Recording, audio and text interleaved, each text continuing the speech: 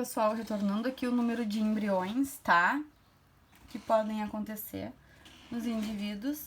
Então, poliovulação é a liberação de 2 ou mais ovócitos secundários. Óvulo é só quando já foi fecundado, então quando já tem a comunicação, a entrada do espermatozoide. Antes disso é o ovócito secundário, que se chama, tá? Então, poliovulação é quando sai mais de um ovócito secundário, tá? 2 ou mais. Então, aí a gente tem aqui dizigóticos ou bivitelinos. 2 ovócitos são fecundados. Então, quando tem uma poliovulação, tá?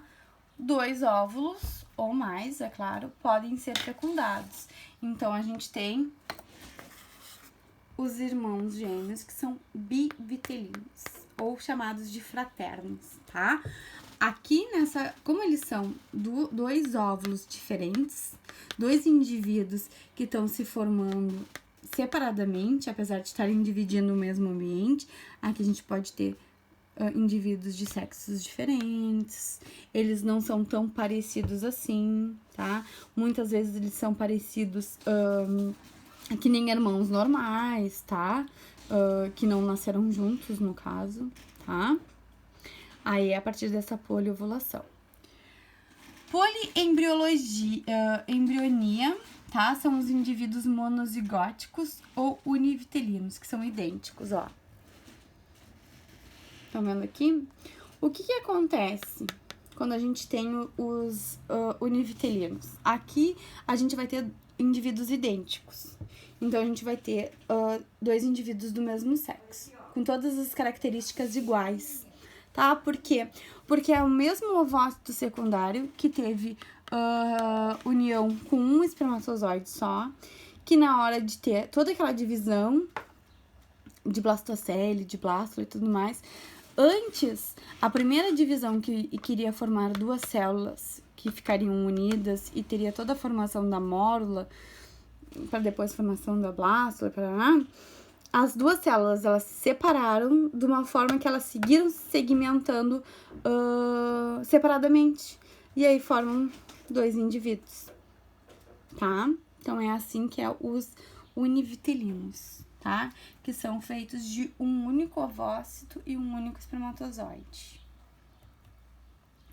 A célula tronco, então, tá? Que tá mostrando pra nós, é o blastocisto, que forma os órgãos e tecidos na fase da blástula. Então, é ela que pode se transformar em qualquer célula do corpo do indivíduo, tá? As células pluripotentes, elas têm a capacidade de se formar em várias células. As células tronco-adultas, elas são retiradas da medula óssea e do cordão umbilical. Essas células pluripotentes, elas só estão presentes na formação do indivíduo, tá? Então, lá na divisão celular para formar o indivíduo. Essa célula tronco-adulta, que é retirada da medula óssea, a gente tem, mas ela não consegue se transformar em todo tipo de célula como as pluripotentes, tá? Elas estão presentes no cordão umbilical também. Por isso que atualmente tem muitas pessoas que estão congelando as células do cordão umbilical para caso o filho venha a ter algum problema, tá? Para fazer essa formação, tá? Então, é a partir dessas células aqui que tem toda aquela evolução da ciência, tá? E aí tem toda a discussão das células tronco-embrionárias. Porque quando a gente fala de célula tronco-embrionária, a gente fala dessas células pluripotentes que são formadas quando o indivíduo está sendo formado e está tendo a especiação dos seus órgãos, tá? Aqui, gente, ó, é para mostrar para vocês como alguns indivíduos, eles são muito parecidos no processo de formação do embrião, tá?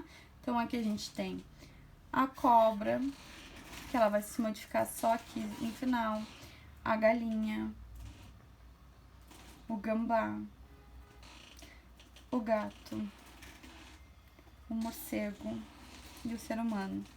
Então, pra gente ver que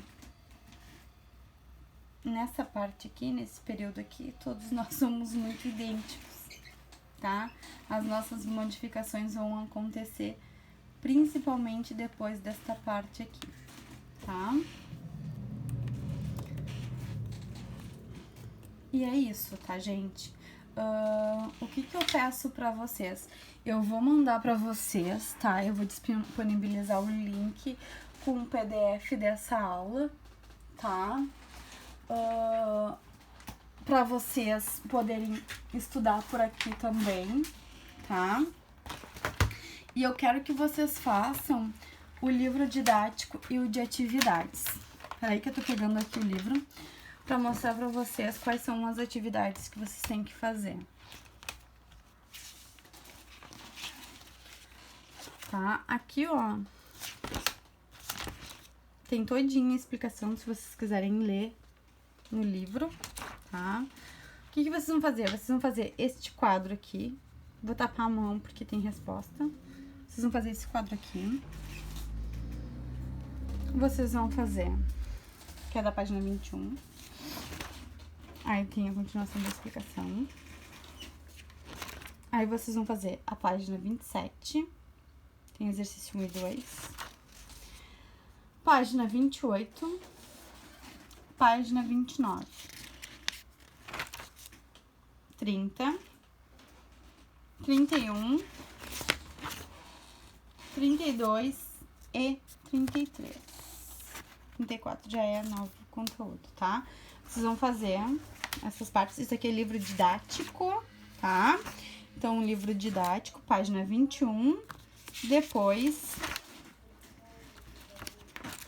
da 27 até a 33. Didático. De atividades. De atividades, a gente vai pro 14. Ó, aqui, ó. Desenvolvimento embrionário dos animais. 15. 16. 17. 18. 19 e 19, tá? Então, livro didático, vou repetir para ninguém ficar com dúvida. Livro didático é a página 21. Depois da 27 a 33. E o de atividades é da 14 até a 19, tá? Esse livro de atividades da 14 a 19, eu quero que vocês enviem pra mim. Vão enviar pra mim pra onde? Pro e-mail aquele que a Cláudia tá sempre postando, que é o atividadesalternativo.com.br. O que vocês vão colocar no assunto do e-mail? O nome de vocês. Por favor, coloque nome e sobrenome, tá? Pra eu saber quem são. A turma, então, turma 2EM. A disciplina, biologia e o nome do professor, que nesse caso é Taline Silveira, tá?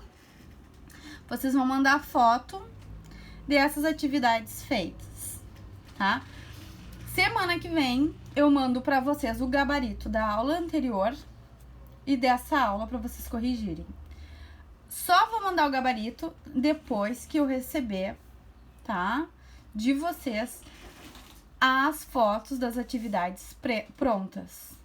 Então, o gabarito, ele depende de que vocês me enviem as atividades prontas, ok? Todas do livro de atividades, pelo menos, tá? Então, é isso, pessoal. Não esqueçam de assistir a aula, estudem. As dúvidas que vocês tiverem, mandem pra esse e-mail, tá? Vamos lembrar que a gente tá em distanciamento social, não vamos sair, não vamos pra festa, não vamos fazer churrasco, tá? Vamos ficar em casa pra gente conseguir o mais rápido possível voltar pra nossa vida normal, tá bem? Até a próxima. Tchauzinho.